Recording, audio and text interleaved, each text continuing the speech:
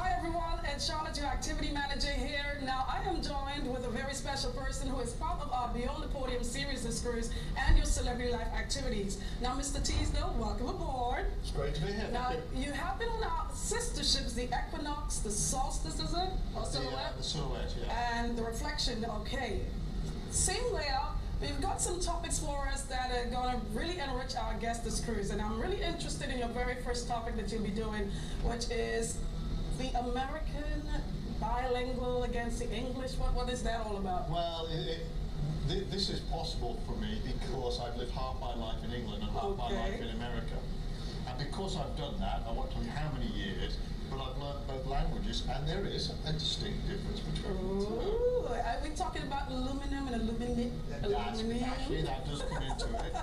But there's certain sayings we have in England, and there's certain sayings we have here in America, so we're going to define them. But it's more humorous than anything. Oh, I love it. Get a good laugh out of it. A little laid back. Now, tell us a little bit.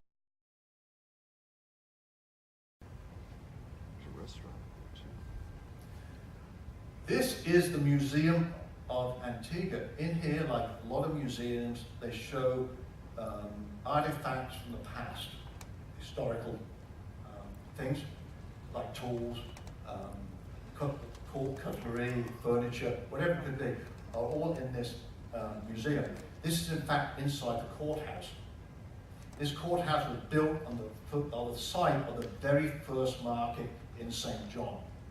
And this is one of the buildings you'll see if you just walk around the Capitol or take the tour around the Capitol. Okay? I'll give you a few ideas of what you can see and I can do in these two islands. It's up to you what you do, of course, and check the weather before you make a decision. But these islands are very easy to navigate, so whether you go on one of the fabulous tours by celebrity, great or nice. But the Caribbean is tended to be grouped like this. It's like a little puzzle. How did this all come together? Well, did a bit of research, and from the best I can gather is this is about it. If you take the West Indies as like the name given to the complete area of the Caribbean islands, we'll start off there. Beneath the West Indies, we can group Turks and Caicos and Bahamas up there for now, but beneath that there are two groups called the Greater Antilles and the Lesser Antilles. The Greater Antilles contain a group of islands by themselves, larger ones in the Caribbean like Cuba, Dominican Republic, Haiti, Jamaica. Okay, we're not concerned about the Greater Antilles today. The Lesser Antilles, we are. That's broken down into two further groups, three further groups actually. The Windward Islands, the Leeward Islands, and the Leeward Antilles. We're going to two of those three, of course. Okay? So, the Turks and Caicos and Bahamas are sometimes grouped together with a name called the Lucayan Archipelago. Okay? Now that's basically it. You don't have to remember that. I thought I'd bring that up because, as I said, it's not something everyone knows about, but it is sort of useful information if anyone asks you about it. The Lesser Antilles and the Leeward Islands, which are part of the Lesser Antilles, which we've just been through, contains these islands. And of course, the ones in red are where we are going to, and the ones in green are where celebrity cruises sail to. Okay? So here is the Caribbean Sea. A picture of this is on your TV in your room, and you'll see the route we are taking there. But the area we are going to, it's busy. There's St. Martin. That's where we're off to. We're well on the way there. We don't get there tomorrow, but on Wednesday morning we arrive at the port around about 8 a.m. and we'll be talking about the different things you can do on the island shortly. Okay, let's have a closer look into that area. So you see these three shaded areas. So we have the Leeward Islands at the top, the Windward Islands south of that, and to the west are the Leeward Antilles. Okay, that's what I mean. We're going to two out of the three groups of islands. To be more specific, those are the two places we're going to. So St. Martin and Antigua are pretty well close, and overnight we can get there from St. Martin. A bit of history here. Initially inhabited by the Lucayan Indians around about 750 AD. Now, I don't know where this information comes from. Actually, it's Wikipedia, so let's assume they're right here. I don't know how they track this stuff back so many years.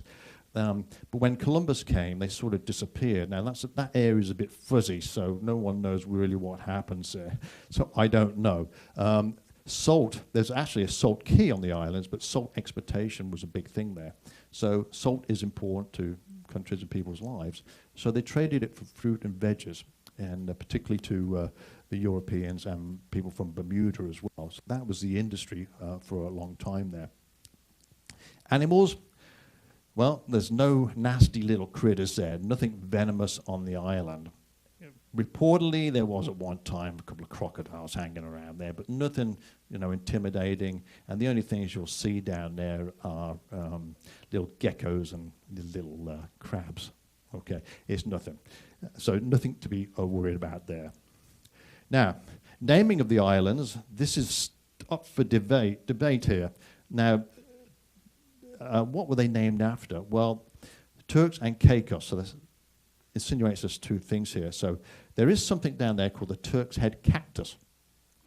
That's a picture of it over there. It's not really a delightfully looking plant, but so that's one of the things. Or there is a rumor that it was named after these pirates that roamed the Mediterranean. Okay, and for some reason they call them Turks. Okay, so that's a possibility. One thing is the Caicos is named after Kea Hiko, which means string of islands. All right? So if you put those two together, Turks and Caicos, what it's supposed to mean is, hey, avoid the pirate islands. They didn't want any visitors way back when. So that's why they named it Turks and Caicos. Seems like the right story is about the pirates. Anyway, probably still up for debate. However, there's a third possibility. It could be named after the Turk's Head Beer Company. Okay, now, that may be the third theory which is in place today. I don't know. Oh, by the way, the water in Provo, the water's a bit too shallow for cruise ships, so cruise ships, I hear, go to Grand Turk, the other side. And I think they're dredging the area around Provo today, so I think it may be on the map for cruise ships to go there eventually. But going back to the Turk's Head theory here, let's have a look at the flag. Now, here's a national flag of Turks and Caicos Islands. Of course, it's got the Union Jack on the top left-hand corner. The British are trying to hang on to the British Empire here, so they always put their British flag on the top left. Now here, this little area here is a conch shell. That's a picture of a lobster, and that's a picture of the Turk's Head cactus.